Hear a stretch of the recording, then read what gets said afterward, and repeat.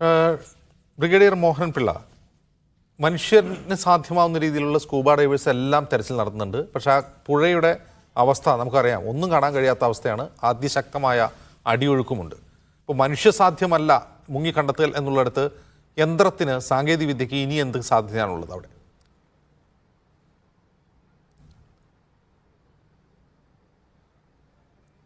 അജിംസ്, നമ്മൾ പ്രാക്ടിക്കലായിട്ട് ചിന്തിക്കുമ്പോൾ നമുക്കറിയാം 2013 കേദാർനാഥിൽ ഉണ്ടായ ലാൻഡ് സ്ലൈഡ് 6000-ലധികം ആൾക്കാരാണ് അവിടെ ജീവൻ നഷ്ടപ്പെടുകയും അതിൽ 1000-ഓളം ബോഡിയാണ് റിക്കവർ ചെയ്യാൻ പറ്റിയത്.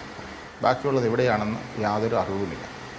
ഞാനത് ഈ കണ്ടക്സ്റ്റിൽ പറഞ്ഞതിനുള്ള ഒരു ഉദാഹരണം എന്തെന്ന് ചോദിച്ചാൽ, നമ്മളെല്ലാവരും ഇത് പറയും, ഇന്ന് ആർമി വരും, നേവി വരും, ആർമി വന്നാൽ റെസ്ക്യൂ ഓപ്പറേഷൻസ് ടോട്ടലാണ് എന്ന്. നമ്മൾ റിയാലിറ്റി ഒന്ന് മനസ്സിലാക്കണം. ഏത് യൂണിറ്റ് വന്നാലും ഏതു മെഷീനറി വന്നാലും സ്റ്റേറ്റ് ഗവൺമെൻറ്റാണ് പൈസ കൊടുക്കേണ്ടത്. അപ്പം നമ്മളവിടെ ഈ 12 ദിവസം ഒന്ന് റീവൈൻഡ് ചെയ്യൂ അജിംസ്. ആദ്യം മുതൽ തന്നെ ഓരോരോ എക്യുപ്മെൻറ്റ് വന്ന് അതുകൊണ്ട് കാര്യം നടക്കുമെന്ന് വിചാരിച്ചു. ഒരു JCB വരുന്നു, 2 JCB വരുന്നു, കുറഞ്ഞ ചിലവിൽ കാര്യങ്ങൾ നടത്താം. അത് ഒരു സ്റ്റേറ്റ് ഗവൺമെൻറ്റിനെ സംബന്ധിച്ചിടത്തോളം ഒരു ട്രക്ക് ഡ്രൈവർ അല്ലെങ്കിൽ ട്രക്ക് ഒരു ലോ പ്രയോറിറ്റി ആയിരിക്കാം. അത് ടോപ്പ് പ്രയോറിറ്റി അല്ല, there is no doubt in to it, ഒരു സംശയവുമില്ല. പക്ഷേ നമ്മൾ റിയാലിറ്റി ഉൾക്കൊള്ളണം. അതുകൊണ്ടാണ് ആ കർണാടക ഗവൺമെൻറ്റും സിവിൽ അഡ്മിനിസ്ട്രേഷനും ആ ലെവലിൽ മൂവ് ചെയ്യുന്നത്. അവർക്കൊരു ബറ്റാലിയനെ ഡിപ്ലോയ് ചെയ്യാൻ പറ്റും, ഒരു സംശയവുമില്ല. സ്റ്റേറ്റ് ഗവൺമെൻറ് റിക്വസ്റ്റ് ചെയ്ത ബറ്റാലിയൻ അല്ല ഡിവിഷൻ വരും. പക്ഷേ who will bear the expenditure? ആ പൈസ ആരാണ് കൊടുക്കേണ്ടത്? ഈ മെഷീനറികളുടെ പൈസ ആരാണ് കൊടുക്കേണ്ടത്? ഇപ്പോൾ എല്ലാവരും ഇവിടെ ഇരുന്നുകൊണ്ട് പറയുന്നു, ഞാൻ പറയുന്നത് ശരിയോ തെറ്റോ എന്നറിയില്ല, ജമ്മുവിലുള്ള അക്നൂറിലെ നദി, അതുപോലെ തന്നെ സത്ലജ് അല്ലെങ്കിൽ ചെനാബ് റിവർ പാകിസ്ഥാനിലോട്ട് പോകാൻ ക്രോസ് ചെയ്യാൻ ഇതിലും കുത്തൊഴുക്കാണ്. അക്കരയ്ക്ക് പോകാൻ ടാങ്കുകളും ഒക്കെ എങ്ങനെയാണ് ഒറ്റ ദിവസം കൊണ്ട് ക്രോസ് ചെയ്യുന്നത്? അതായത് വേണമെങ്കിലും പറ്റും, പക്ഷെ ആ ഒരു ലെവൽ ഇവിടെ വരേണ്ട ആവശ്യമില്ല, അതിൻ്റെ പ്രയോറിറ്റി ഇല്ല. അല്ല എന്നുണ്ടെങ്കിൽ ടെമ്പററി ബ്രിഡ്ജ് ഒറ്റ ദിവസം കൊണ്ടല്ല 2 ദിവസം കൊണ്ട് അവിടെ സാധ്യമാകുന്നത് ടെമ്പററി ബ്രിഡ്ജ് എന്ന് പറയും. എഞ്ചിനീയേഴ്സിൻ്റെ മെയിനായിട്ടുള്ള ടാസ്ക്കാണ് റിവർ ബ്രീച്ചിങ് എന്ന് പറഞ്ഞത്. പക്ഷേ ഇവിടെ അവർക്ക് ചെയ്യാൻ പറ്റുന്ന എന്തെന്ന് ചോദിച്ചു കഴിഞ്ഞാൽ, ഒരു ട്രെയിനിങ് പർപ്പസ്, അത്രയും എക്സ്പെൻഡിച്ചർ സ്റ്റേറ്റ് ഗവൺമെൻറ് ബെയർ ചെയ്യുന്നതിൽ നല്ലത് റിക്വസ്റ്റ് കൊടുത്ത ട്രെയിനിങ് പർപ്പസിന് വേണ്ടി അത് യൂസ് ചെയ്യുകയാണെന്നുണ്ടെങ്കിൽ അത് അവർക്കൊരു ട്രെയിനിങ്ങും കൂടി ആകും. അതുപോലെ തന്നെ ടെമ്പററി ബ്രിഡ്ജ് അവിടെ വരികയും ചെയ്യും. പക്ഷേ അതിന് ഓപ്ഷൻ ഇല്ല എന്ന് പറഞ്ഞാൽ ആരും കൈയെഴുതരുത്. Options are plenty. പക്ഷേ നമ്മൾ ആ റിയാലിറ്റി കൂടെ മനസ്സിലാക്കണം.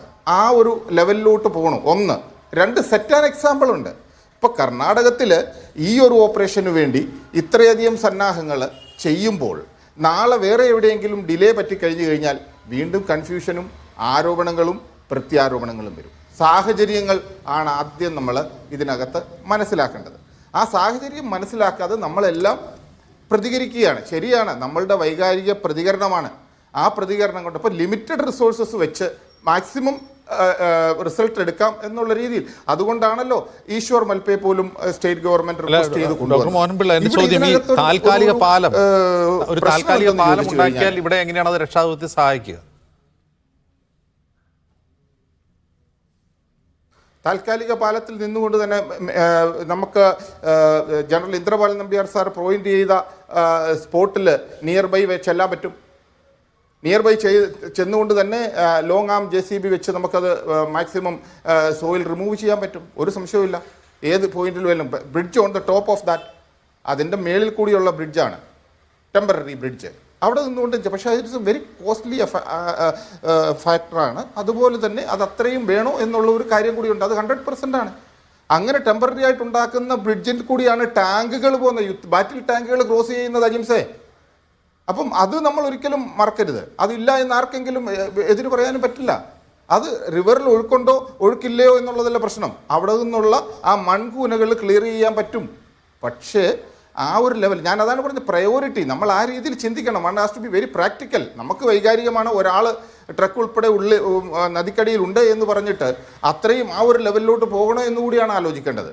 അല്ലാതെ ഇപ്പോൾ ആർമി വന്നു അല്ല ഫെയിലായി, നേവി വന്നു ഫെയിലായി, I won't agree to that. അത് റിയാലിറ്റി എന്താണെന്ന് നമ്മൾ മനസ്സിലാക്കുന്നില്ല. അവിടെയാണ്. രണ്ടാമത്, സ്റ്റേറ്റ് ഗവൺമെൻറ് ഇത്രയും എമൗണ്ട് സ്പെൻഡ് ചെയ്യണോ? അതിൻ്റെ മെറ്റീരിയലാണ്. അവരുടെ ഡ്യൂറേഷനാണ്. ബ്രേക്കപ്പ് എക്സ്പെൻഡിച്ചറാണ് സെൻട്രൽ ഗവൺമെൻറ് സ്റ്റേറ്റ് ഗവൺമെൻറ് കൊടുക്കുന്നത്.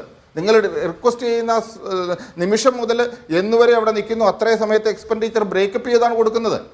അപ്പം ഏതൊരു സ്റ്റേറ്റ് ആണെങ്കിലും ഇങ്ങനെയുള്ള സിറ്റുവേഷനിൽ എത്രയും സ്റ്റെപ്പ് എടുക്കാൻ പറ്റും അത്രയും കർണാടക ഗവൺമെൻറ് എടുത്തതൊക്കെ അവരുടെ ആ ലെവലിലുള്ള സ്റ്റെപ്പായിരിക്കാം. അവർക്ക് ആ ഒരു ലെവലേ ഉള്ളൂ. അവർ കേരളത്തിനോട് അവഗണന കാണിച്ചു എന്ന് എനിക്ക് പറയാൻ പറ്റില്ല. റീസൺ ബീയിങ് കേരളത്തിലെ ഒരാളെയാണ് ഐഡൻറ്റിഫൈ ചെയ്തത്, നമ്മുടെ അവർ precious Arjun. But at the same time അവരുടെ ആൾക്കാരില്ലേ. പക്ഷേ ആ ഗവൺമെൻറ് ആ ടൈമിൽ അതാണ് എനിക്ക് മനസ്സിലാക്കിയതും വിഷ്വലൈസ് ചെയ്യുന്നതും പ്രാക്ടിക്കൽ ആയിട്ടുള്ളത്. അല്ലാതെ ആർമിയെ കൊണ്ട് സാധിക്കില്ല എന്നോ നേവിയെ കൊണ്ട് സാധിക്കില്ല എന്നുള്ളൊരു ക്വസ്റ്റ്യൻ ഇവിടെ ഉദിക്കുന്നില്ല. അതാണ് അതിനകത്ത് എനിക്ക് പറയാനുള്ളത്. പിന്നെ ഇപ്പോൾ എല്ലാവരും കൂടി എഫക്റ്റീവായിട്ട് ഒരു ഡിസിഷൻ എടുത്തിരിക്കുന്നത് ഈ 2-3 ദിവസത്തിൻ്റെ വ്യത്യാസത്തിൽ വെതർ ഒരുമാതിരി ക്ലിയർ ആയപ്പോൾ വാട്ടർ ലെവലും കുറച്ച് കുറഞ്ഞു. നമുക്കത് സ്ക്രീനിൽ തന്നെ 2-3 ദിവസമായിട്ട് കണ്ടിട്ടുണ്ട്. പക്ഷേ അതിനുവേണ്ടി വീണ്ടും വെയിറ്റ് ചെയ്യുക, അത് അവരുടെ ഒരു വയബിൾ ഓപ്ഷനാണ്. അതാണ് ഞാൻ പറഞ്ഞത്, ഇക്കോണമി ഓഫ് എഫേർട്ട്. അത് വെച്ചിട്ട് ഉള്ള ഒരു ഓപ്ഷൻ സ്റ്റേറ്റ് ഗവൺമെൻറ് അല്ലെങ്കിൽ ലോക്കൽ അഡ്മിനിസ്ട്രേഷൻ പ്രിഫർ ചെയ്തു. പിന്നെ ഒരു കാര്യം കൂടി ഇവിടെ പറയാനുള്ളത്, ഇത് രക്ഷാദൗത്യം സേനയെ ഏൽപ്പിച്ചു എന്ന് പറഞ്ഞു കഴിഞ്ഞാൽ അതിനകത്ത് എൻ്റെ റെസ്പോൺസിബിലിറ്റി സേനയുടെ ആയിരിക്കണം. ഈ കേസിൽ അതല്ല. അത് സിവിൽ അഡ്മിനിസ്ട്രേഷനും സേനയുടെ ഹെൽപ്പ് മാത്രം ചോദിച്ചു. ആദ്യം ഞാൻ പറഞ്ഞല്ലോ, ഒരു കമ്പനി അതായത് ഡെബ്രി റിമൂവ് ചെയ്യാൻ, റോഡിലുള്ള ഡെബ്രി റിമൂവ് ചെയ്യാൻ, ആ ഡെബ്രിക്കുള്ളിലാണ് ട്രക്ക് എന്ന് പറഞ്ഞപ്പോൾ തീർച്ചയായിട്ടും ഇൻഫൻട്രി ബറ്റാലിയനിലുള്ള ഒരു കമ്പനി വന്ന് ഡെബ്രി റിമൂവ് ചെയ്തു. അപ്പോൾ മനസ്സിലായി സംഭവം അവിടെ ഇല്ല എന്ന്. പിന്നെയുള്ള ടാസ്ക് നേവിയുടെയാണ്. ആ ടാസ്ക് അവർ എന്താണോ അവരോട് പറഞ്ഞിട്ടുള്ള ടാർഗറ്റ് ഐഡൻറ്റിഫൈ ചെയ്യാൻ, അവർക്ക് ലേറ്റസ്റ്റ് മെഷീനറി ഉണ്ടായിരുന്നതുകൊണ്ട് ടാർഗറ്റ് ഐഡൻറ്റിഫൈ ചെയ്തു. ഇവിടെ വന്നിരിക്കുന്ന ക്വസ്റ്റ്യൻ എന്തെന്ന് ചോദിച്ചു കഴിഞ്ഞാൽ the lack of planning. I repeat, lack of planning. അതായത് ഇപ്പോൾ പറയുന്നു തൃശ്ശൂരിൽ നിന്ന് അത് സാധനം കൊണ്ടുവരണം. കാര്യം എന്നാണെന്ന് ചോദിച്ചു കഴിഞ്ഞാൽ ഇന്നല്ല അത് പറയേണ്ടത്. ഇതൊരു 6-7 ദിവസം മുമ്പ് തന്നെ ഇതെല്ലാം പ്ലാൻ ചെയ്ത് ഇതാക്കേണ്ടതായിരുന്നു. അതായത് ഒരു പ്ലാൻ ഫെയിലായാൽ അടുത്ത പ്ലാൻ എന്നുള്ള രീതിയിൽ കാര്യങ്ങൾ മുന്നോട്ട് കൊണ്ടുപോകണമായിരുന്നു. ഇത് ഒരു മെഷീനറി വന്നു, അതിൻ്റെ പുറകിന് 24 hours എവരിബഡി, ആ മെഷീൻ്റെ എഫക്റ്റീവ്നെസ് ലൂസായി. അപ്പോൾ പിന്നെ തിങ്കിങ് അബൌട്ട് അനദർ മെഷീനറി. അന്നേരം വീണ്ടും അത് നോക്കിയിരിക്കും, അതിൻ്റെ എഫക്റ്റീവ്നെസ് നോക്കി അത് 0 ആവും, വീണ്ടും അടുത്തതിന് വേണ്ടി പോകുന്നു. ഇതല്ല ഒരു കാരണവശാലും റെസ്ക്യൂ ഓപ്പറേഷൻ. ഞാൻ റിപ്പീറ്റ് ചെയ്യുന്നു. അതുപോലെ തന്നെ റെസ്ക്യൂ ഓപ്പറേഷൻ എന്ന് പറഞ്ഞു കഴിഞ്ഞാൽ ഒരുപാട് ജീവനുകളൊക്കെ നിൽക്കുന്ന സമയത്ത് 24/7 എന്നുള്ള രീതിയിലാണ് റെസ്ക്യൂ ഓപ്പറേഷൻസ് നടക്കുന്നത്. അപ്പം നമ്മൾ രണ്ടായിട്ട് കാണണം. ഞാൻ ആ കൺസേൺ വെച്ച് തന്നെയാണ് പറയുന്നത്. ഇത് ശരിക്കുമുള്ള റിയൽ ആയിട്ടുള്ള പ്രോബ്ലം ഇതാണ്. അല്ലാതെ അവിടെ ആർമിക്കൊന്നും ചെയ്യാൻ പറ്റിയില്ല, നേവി ഒന്നും ചെയ്യാൻ പറ്റിയില്ല, അല്ലെങ്കിൽ സ്റ്റേറ്റ് ഗവൺമെൻറ്റിനൊന്നും ചെയ്യാൻ പറ്റിയില്ല, സെൻട്രൽ ഗവൺമെൻറ്റിനൊന്നും ചെയ്യാൻ പറ്റിയില്ല. It is not like that. അങ്ങനെ അല്ല അതിൻ്റെ കാര്യം. ബട്ട് ദ വിൽ പവർ, അത് എങ്ങനെ എടുക്കണം, എങ്ങനെ കോർഡിനേറ്റ് ചെയ്ത് ചെയ്യണം എന്നുള്ള ആ ഒരു ഡിസിഷൻ എടുക്കേണ്ടത് അവിടുത്തെ അഡ്മിനിസ്ട്രേഷനാണ്. അവരേത് ലെവലിൽ എടുക്കുന്നു അതനുസരിച്ചിട്ടിരിക്കും. അത് ഇപ്പോൾ സ്വാഭാവികമായിട്ടും ആദ്യത്തെ 4 അല്ലെങ്കിൽ 5 ദിവസം അവർ ജനറലി വിചാരിച്ച് കാണും 4 ദിവസം കഴിഞ്ഞു, 5 ദിവസം കഴിഞ്ഞു. So the importance is gone. ഞാൻ വേറൊരു വഴിക്കല്ല പറയുന്നത്. അപ്പം ഒരാൾ മിസ്സിംഗ് ആണ്, 5 ദിവസം വെള്ളത്തിനടിയിലോ ഡെബ്രിയുടെ അടിയിലോ കഴിഞ്ഞു ഓൾറെഡി ആ ടൈം കഴിഞ്ഞപ്പോൾ ഓക്കെ, ഇനിയിപ്പം ചെയ്യാൻ പറ്റുന്ന ട്രക്ക് റിമൂവ് ചെയ്യുക എന്നുള്ളതേ ഉള്ളൂ. Let it come. ഇനിയും വേണമെങ്കിൽ അവർക്കൊരു തീരുമാനം എടുക്കാൻ. നോർമലി ഒന്നും ചെയ്യേണ്ട ആവശ്യമില്ല. 6 മാസം കഴിയുമ്പോൾ അല്ല 4 മാസം കഴിയുമ്പോൾ വാട്ടർ ലെവൽ നദിയിലെ തന്നെ ഒതുങ്ങും. അപ്പോൾ നമുക്ക് ട്രക്ക് കിട്ടും. അങ്ങനെയൊക്കെ ഒത്തിരി ഇൻസിഡൻറ്റുകൾ നമ്മൾ കണ്ടിട്ടുണ്ട്. അപ്പം ആ ഒരു രീതിയിലാണ് ഇത് പോകുന്നത്. അല്ലാതെ നമ്മൾ അൺനെസസറി ഡിസ്കഷൻസ്, ഇതിനകത്ത് ആരുടെ ഫെയിലിയർ, ആരുടെ കഴിവുകേട്, അതൊന്നും നമ്മൾ നോക്കിയിട്ട് കാര്യമില്ല. റിയാലിറ്റി എന്ന് പറയുന്നത് ഇതാണ്. അത് പ്രയോറിറ്റി അനുസരിച്ച് ഗവൺമെൻറ് എടുക്കുന്ന തീരുമാനം.